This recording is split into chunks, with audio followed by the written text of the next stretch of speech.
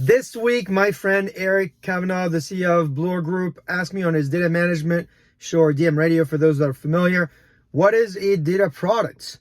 And so I gave him 3 attributes that I've observed data leaders respect when they build data product. We're going to talk about that today in this update. But before we do that, I want to point you to a few people you should know and follow. The first one is my friend Derek, general partner at CapitalG. CapitalG is Alphabet's independent growth fund. As you know, I'm on the GTM board of CapitalG, and he and I co-authored this piece here on VentureBeat that highlights the lessons of data leaders. Now, you can read on VentureBeat, of course, but I'm going to break it down for you here in just a minute. Second is Sachin of Priceline, who this week just announced his promotion as Vice President of Data and Marketing at Priceline. I've personally learned a lot from my interactions with Sachin at customer advisory boards and listening to him. He was recently on the panel with Comcast NatWest. That's the Starburst Data Nova conference to discuss his data mesh journey. So if you have a chance to take a look at that, please go ahead. And Sachin, if you're listening to us, congratulations again. And then third is Benny, who is the former Chief Data and Analytics Officer at Jaguar Land Rover. This week, Benny posted on LinkedIn a really great post on the 10 hard-learned lessons on how to be a great data leader.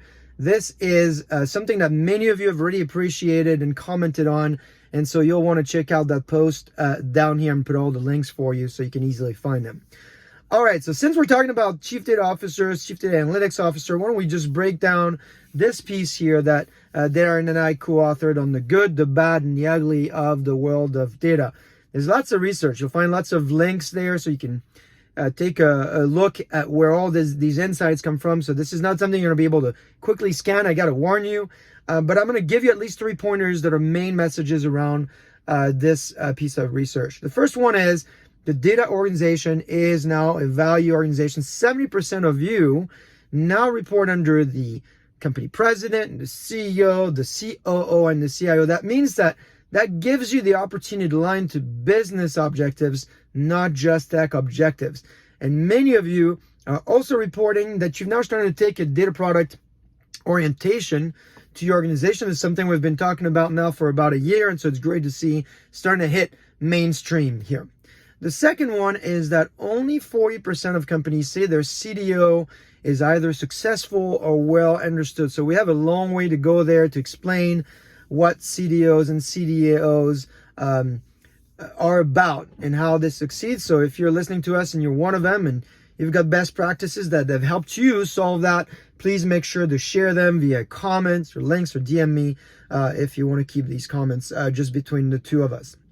Which brings me to the other post that I think is really well worth your time this week, is Benny's post on the do's and don'ts of data leader. Now, Benny used to be a data leader at Jaguar Land Rover, and in his post, he shares 10 lessons. There's a lot to learn here, so I really invite you to take a look at the full post. I've highlighted at least 5 that I think are really critical. I'm not in kind of all 5 here, but at least I'll point you to at least 3 that I think are really essential. The first one is too many CDOs don't own analytics. If you're going to drive the value of your data as a data leader, you really want to advocate to own that because it's where analytics applications is where the work you're doing with your data is really seeing its value being realized. So your teams really should see the fruits of their work all the way through the activation of the applications, the interaction end users, how they're driving value from that data. So that's really kind of a concern, but also if you're something that you're aware, you should advocate for it. Second best practice Benny lets us know about is you got to make the data office accountable. How do you do that? Well, he suggests that data offices should report to steercos of peers from around the business.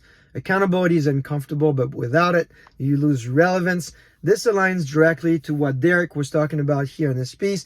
Running the data office as a business value organization really needs to be aligned to these KPIs and metrics. And then finally, plan for scope creep. The word here is plan. I also always tell people on my team that include in your plan the fact that it's going to be caused by disruption or expansion or changes along the way. For the bad changes, you need to plan for how you're going to explain that maybe it's not part of the scope. And for the good ones, well, it's just like Christmas. If they know that they're going to happen, you got to put them in your list on your project plan so you can get ready to embrace them. Remember, intelligence is the ability to adapt to change. So that's something really to bake into your plans. All right, we've talked a lot about CDOs and data leaders and ways to succeed, but guess what? I still haven't answered the first question about this post, which is, what are data products? So the three attributes that I shared with Eric are around data, time, and people. Data, time, and people. Let me break this down for you. Data products that work with data are engineered around limitless data. What do I mean? It's data of all types, structured, unstructured, semi-structured, but also data at limitless scale.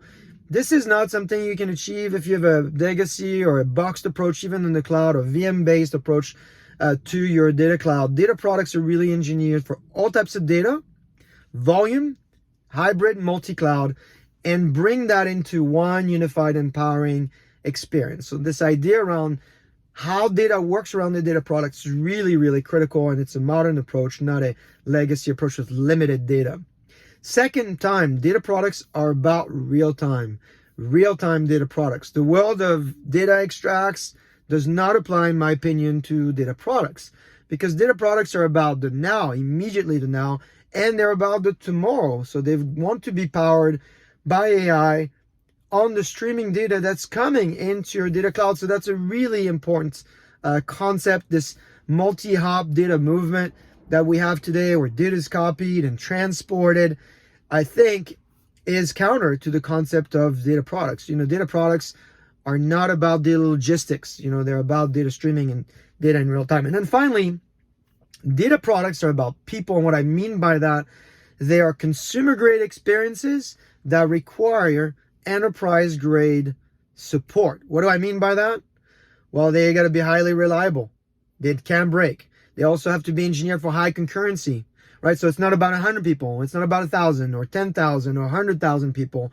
It's about potentially millions of people engaging with that, right? So if you think about Netflix or YouTube TV, does your stream get bogged down when more people interact with that content? The way these companies have engineered or architect their data platform probably has lessons in it on how you should architect yours. So for me, data products are about data, time, and people. I'd love to know what you think about that. There's probably dimensions that I'm forgetting here.